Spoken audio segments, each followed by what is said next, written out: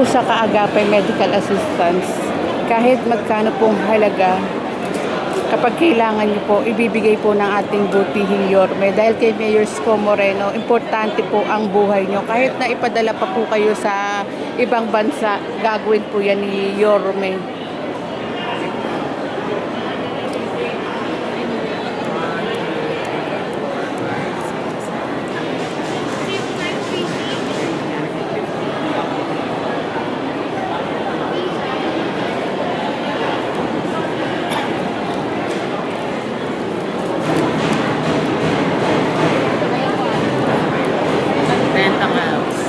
Hi Nay, good morning po. Ano pong masasabi niyo dito sa napakagandang programa ni Mayor Isko Moreno na Kaagapay Medical Assistance na tumutulong sa mga batang Maynila po?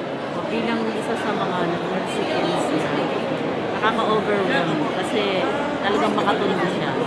Yung puso niya, hindi niya tinalis sa pagiging makatundo na ang priority niya talaga yung mga nangangailangan.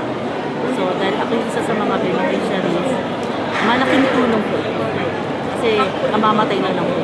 Kasabay kasi ko. Nasa Condomed siya, na-diagnose siya ng colon cancer. Namatay siya ng February. Ako naman, na-diagnose ng breast cancer. Eh, ano pong mensahe sa inyo ni Yorme? Yung napag-usapan niyo po, konting ano lang tayo. Magaling, nakasanad. Kasi talagang mahirap na pakikibaka. Matagal na gamit. And ang sarap din makipag-usap kay Mayor Isko kasi yung words of encouragement niya, yung pagmamahal niya, mararamdaman niyo po talaga. May mensahe pa po ba kayo kay Yorme? Siyempre kailangan maging malakas din siya.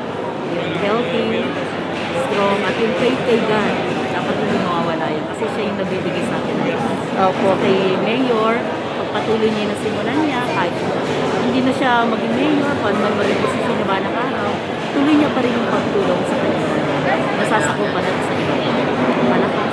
Kaya, God bless. God bless. Ma'am, maraming salamat din po sa sinabi niyo kay Mayor Isko Moreno na palakas siya, na prayer din po para kay Yorme. Ay, salamat po, ma'am. God bless po. Mayor. Thank you po. And shout out po kina sir na